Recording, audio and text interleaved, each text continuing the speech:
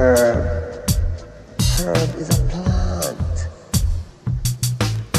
I mean, herbs are good for everything.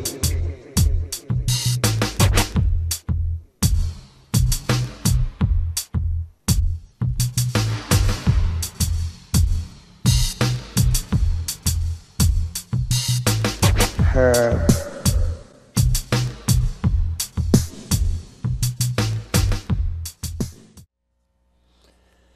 Good evening. You got Dan with the Eugene Cannabis TV, filmed here in the studios of ectv 29, the local public access TV affiliate here in Eugene. And if you haven't joined yet, it's a good time to think about that. It's only $10 a year. Great group and a great resource. So that's ectv 29. So yeah, we got a little bit of news to talk about, some events coming up, and we'll look back a little bit too. Probably the biggest thing I want to be sure and remind you about is the 2010 Medical Cannabis Awards program or event. It's going to be in Portland, December 18th, 2011. That's going to start at 10 a.m. until 5. That's the free part of the event.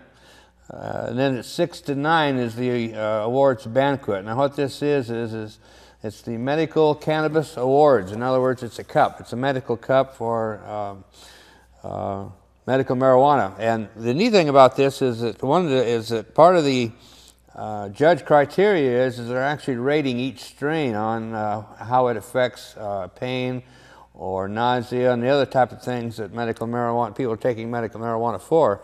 So it's not only an event just to see who can grow the best plants, but also, and of course medicine, but also research into what different strains do. So it's a good thing all the way around. The public is welcome to come to this. The judging has already been done, and this is the day event will be, they'll have speakers, vendors, and this year they're featuring Danny Danko and the High Time Senior Cultivation Editor. He'll be speaking. And then there'll be a legal panel hosted by Paul Loney, who is the Oregon NORML legal director. And also cannabis salve and tincture demonstrations from the Magic Medibles by Angela. So this has been going on for a number of years now, and in the past they've charged for the event. Starting this year, the day event is free, which is I think is a great thing, especially with poor activists like myself. But if you want to go to the awards banquet, that is 6 till 9, and there's a charge for that. You can check all that out at OregonNormal.org. A website at the www.OregonNormal, N-O-R-M-L, no A, OregonNormal.org, and you can check that out. So if you can make it, it'll be a good thing. Great people that are putting that on, and some good vendors in there, including our friend, and I can't think of his name, Scott with Herb Age Designs. Again, they're going to be one of the sponsors this year. And then I saw this, and this is in California. Now, this is not doing Oregon, but it's still good. I personally, I'd like to go to this myself. California NORML invites you to a statewide conference on marijuana reform at the David Brower Conference Center in Berkeley on January 29th. The conference will feature speakers from diverse viewpoints, including leading drug reform advocates, interest groups, attorneys, public officials, medical marijuana providers, patients and growers, and a public discussion of how to proceed in California. Topics will focus on proposals for new legalization initiatives and legislation, improving the state's medical marijuana laws, and legislative and legal issues in the upcoming year. Proposals for speakers and panels are invited. So if you're into California or have friends and family in California, you might want to tell them about that. We're doing a similar thing here, maybe not quite to this extent, but we're working on what we're calling the Cannavention here in Oregon. The activists in the state are going to get together and discuss what we need to be doing. Some are saying that we don't have time to discuss what we need to be doing. We need to get with it and get doing it because the legislature is coming up. So, but anyway, we're having our first meeting this Saturday. This will forming meeting or organization meeting for the Cannabis Convention. So I'll be getting back to everybody on that and how that goes and where we're going from there. But we appreciate our friend Sam Chapman with the Students for Students for a Sensible Drug Policy for going to the university and getting us a meeting room for that. The elections, of course, we all know that Oregon's 74 dispensary initiative failed, and also the California legalization initiative failed. But after a at least 2 week recount, or not a recount, but it took them that long to count all the votes. In Arizona, Proposition 203, the medical marijuana, it would create a tightly regulated medical marijuana dispensary system. Excuse me, is anyway ended up winning by 4,000 votes, I believe. So I think they're calling Arizona the 15th state now for having medical marijuana.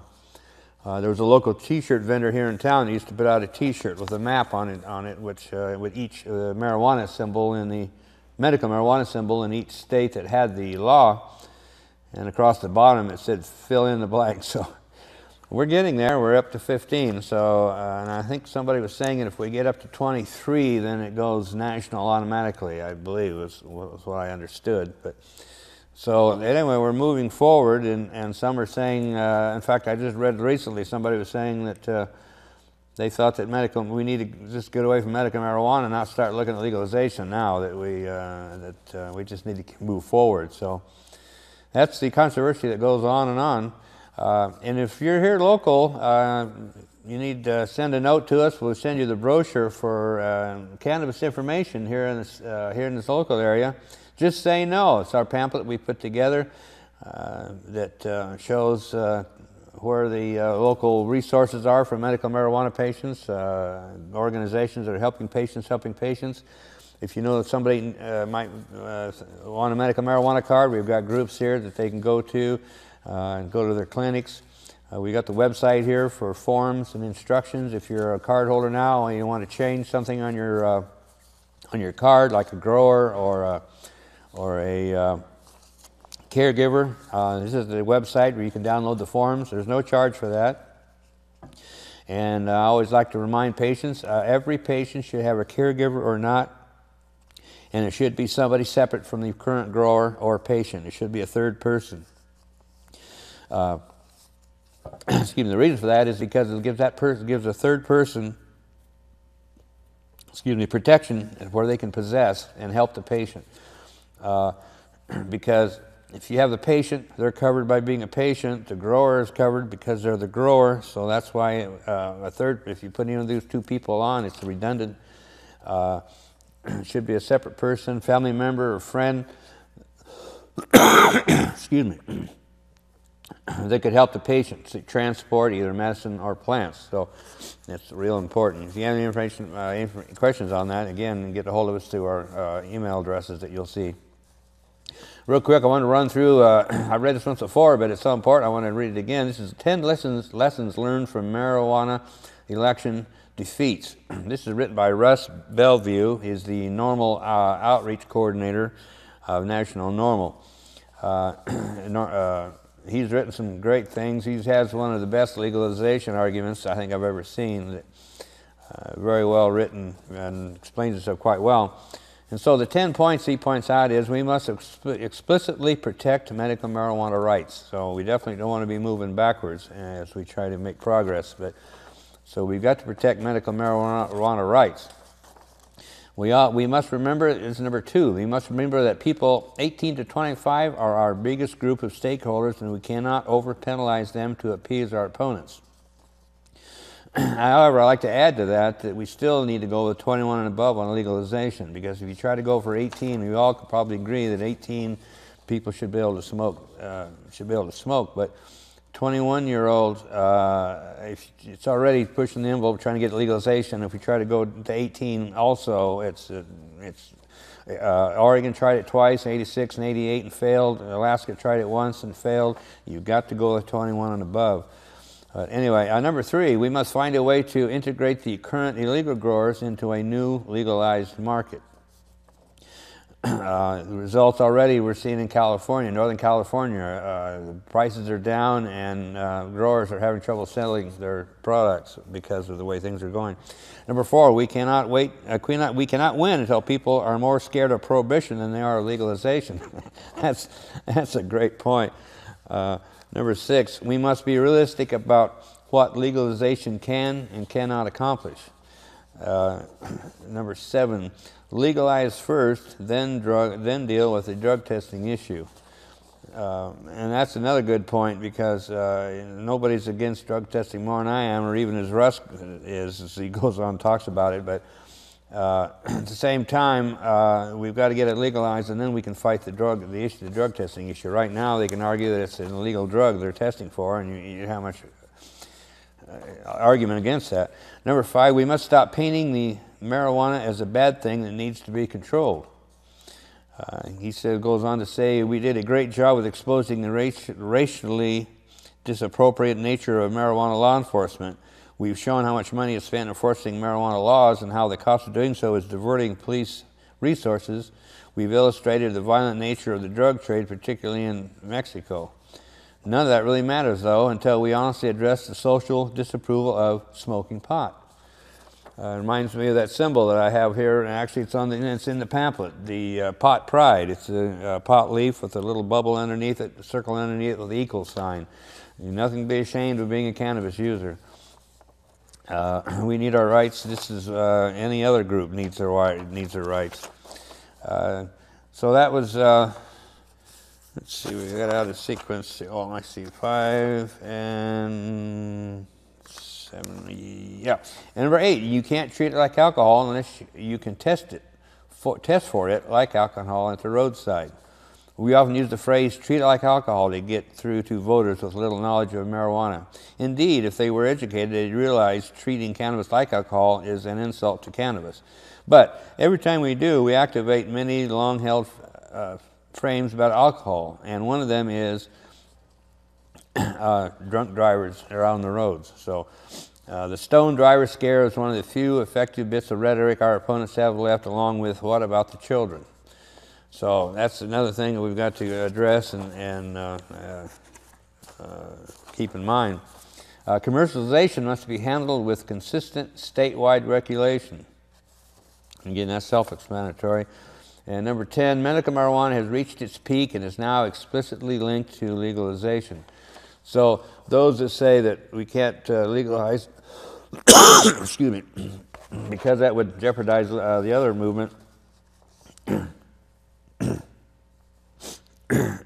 the point is that our opponents are linking it to legalization. So the numbers we have, we need to just move forward with legalization. The California was close enough that we feel that a few tweaks on the measure, they could do it again and it would pass. So things are going our way. It's just going a little slower than we expected, but things are going our way. So we got to keep the momentum up. So support it every way you can, every chance you get. Educate the public, educate your friends and family and friends. So come on back and come on every week. You're here. Come on down and see how the show is shot. We'd love to have some more guests on. If you have an issue of cannabis, good or bad, you're welcome to come on, talk about your experiences. So thanks for being here, and we'll talk to you on the next show. Are you tired of following all the rules? Ready to let loose? Have a little fun? Sounds like you need to. Get high. And with Narcomex Incorporated, your direct-to-consumer drug trafficking solution, you can. Narcomex values your business. That's why we're your #1 supplier of drugs, and you're our #1 consumer. These billions can't be wrong. We work hard for your business and have killed not 1, not 2, but 3 Mexican police and 2 journalists just to keep you high with that very joint. Why, our commitment to keeping you supplied has killed over 17,000 people right next door. Traffickers, soldiers, journalists, prosecutors, you name it. We're that passionate about your business. We've even begun to destroy some of your favorite tropical beach destinations. Because if you smoke enough at home, you don't even need a beach. But don't legalize it or grow it at home. Let us do the work for you. Sure, consumers boycotted evil companies, but there's no need to boycott Narcomex Incorporated, your direct-to-consumer drug trafficking solution, also offering heroin, meth, and cocaine. Narcomex Incorporated. Live a little, and forget others won't.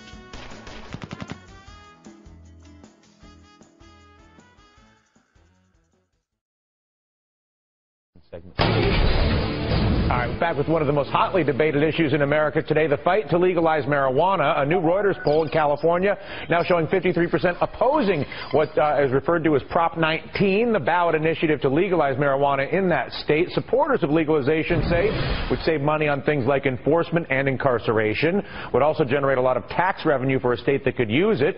Meanwhile, legalizing pot here, they say, may also allow Mexico to stop fighting our war on drugs, one that's killed 28,000 people during the last 4 years.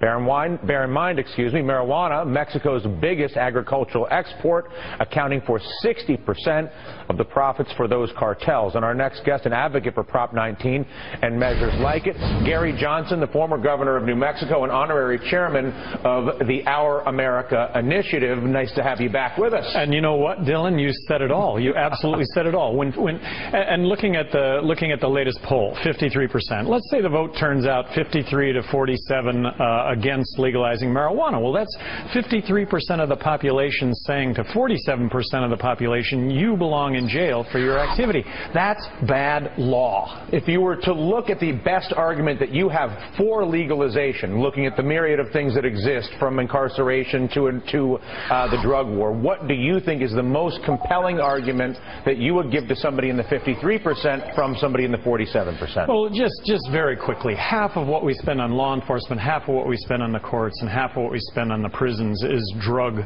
related. And to what end? We're arresting 1.8 million people a year in this country on drug-related crime. I always point out that's the population of New Mexico that gets arrested every single year. We have the highest incarceration rate on a per capita basis of any country in the world. This is insane. Legalize marijuana. Legalize marijuana. Control it, regulate it, tax it. It is never going to be legal to smoke pot, become impaired, get behind the wheel of a car. Never going to be legal to smoke pot, become impaired, do harm to others. Same as alcohol. I don't know why we can't connect the dots. Well, go ahead. Well, and you talked about border violence. Arguably, 75% of the border violence with Mexico is marijuana related. The cartels dealing in marijuana. We've had 28,000 deaths south of the border in the last 4 years. If we are ever able to connect the dots between prohibition and violence, it's now. Take the money out of drugs, you'll take the violence out of drugs. What about the basic argument, though, that making something a substance, an intoxicating substance of any kind, legal, increases the probability of its access to children, increases the probability of its abuse by children, opens up the opportunity for abuse of other harder, more damaging drugs by children? I think we can look to Portugal and Holland, which have effectively decriminalized all drug use, for the example. And they both have 60% the drug use as that of the United States. Now, that's on a per capita basis, but that's marijuana, that's hard drugs, that's kids, and that's adults. In the words of a Holland official in the government, we've made marijuana boring. So you legalize marijuana. Now you have to, as a kid now, you have to provide an ID, so you're not going to be able to buy marijuana. Just like trying to buy beer. Well, and now you're not going to go to an individual who's selling marijuana and cocaine and heroin and methamphetamine. That's gone away. So you're not subject to these other drugs. So I think there's a real case to be made, and there's proof. Holland, Portugal, since they decriminalized drugs 10 years ago, has shown a 50% decrease in heroin use. I hear you. What about, let's talk special interest in politics.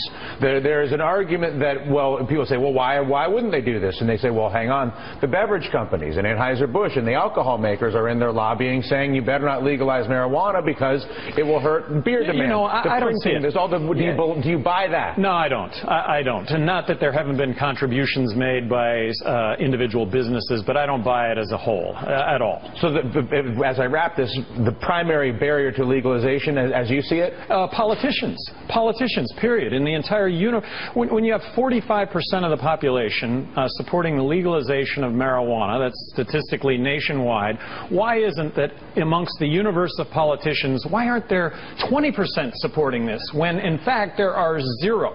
It's just a total disconnect between reality and what's happening.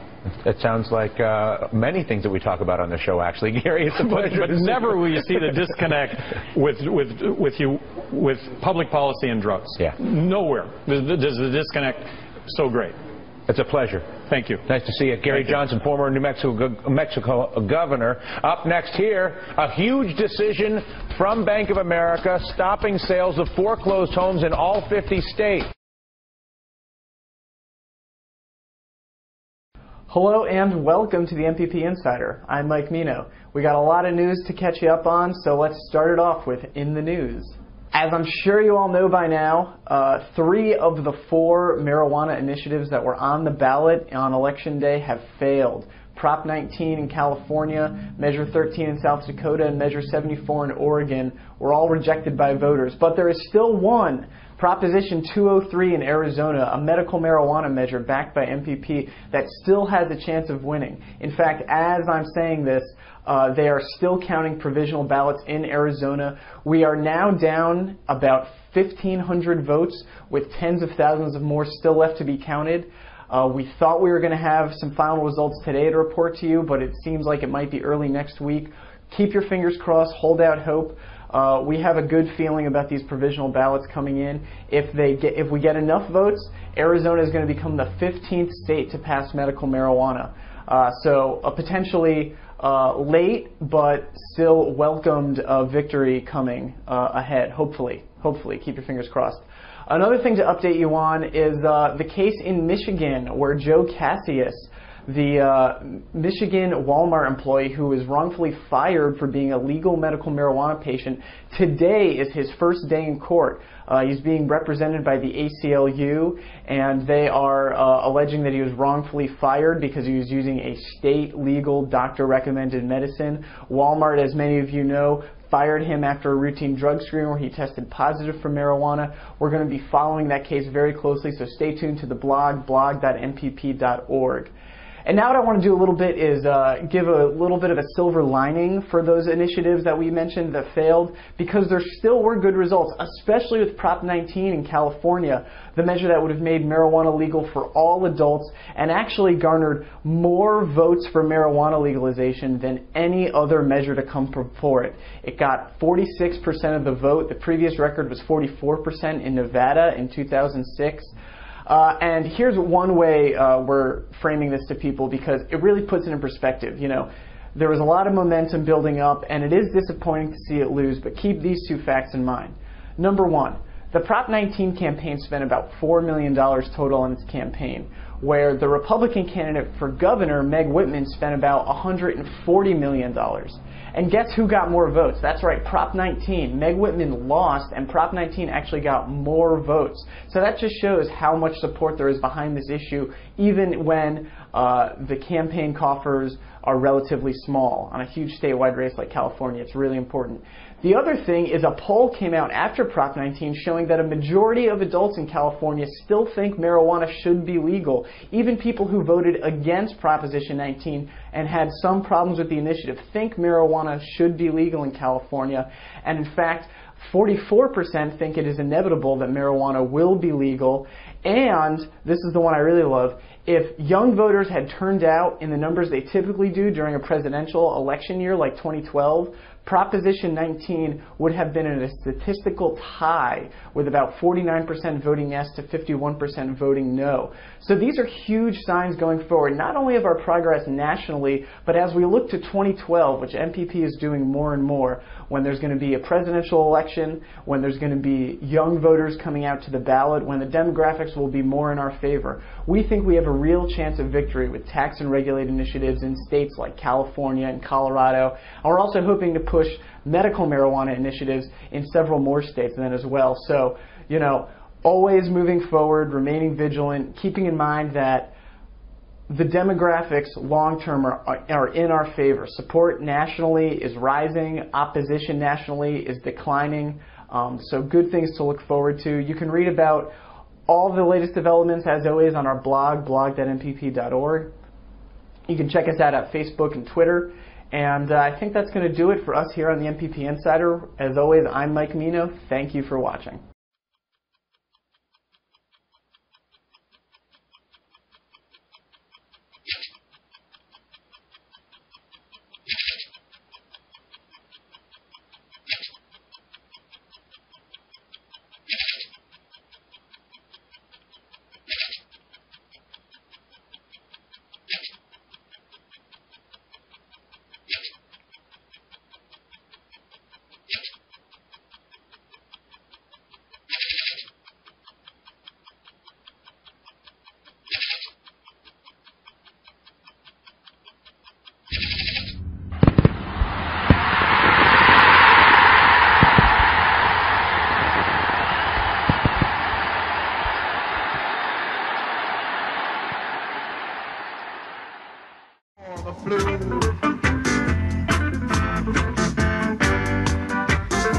It's good for asthma, good for tuberculosis, and it even cures glaucoma. So you better legalize it. Make it free for I smoking. Don't want to be abused for it. In this your time,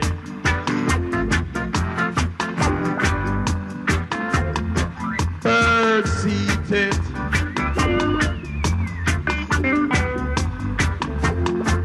ants love it.